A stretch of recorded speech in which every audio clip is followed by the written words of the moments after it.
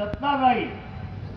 त्या शरद पवार एकच म्हणत होते, पवार साहेब माझी सत्ता गेली तरी हरकत नाही, पण ह्या दलित गरीब आंबेडकरी चळवळीचा अपमान मी महाराष्ट्रात होणार नाही, त्यांचा सन्मानच करेल.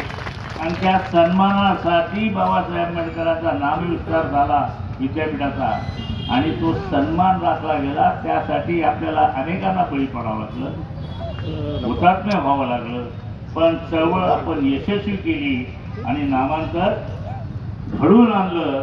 आणि त्या नामांतराच्या वेळेस शरद पवारांनी केलेल्या नामांतरानंतर दंगली झाल्या नाहीत. हा सुद्धा एक इतिहास आहे. पहिल्याच जेव्हा नामांतर झालं त्यावेळेस दंगली झाल्या, दुसऱ्या नामांतराच्या वेळेस दंगली न झाल्याच्या एका सरपंचाला 1 महिना पवारसाहेब नुसतं प्रत्येक गावाचे सरपंच बोलत होते, त्यांच्याशी बोलत होते, विद्यार्थ्यांशी बोलत होते, कर्मचाऱ्यांशी बोलत होते, तरुणांशी बोलत होते आणि सांगत होते की आपल्याला हे नामांतर करायचं आहे.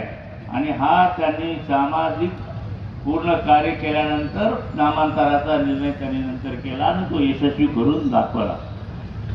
पण ठीक आहे,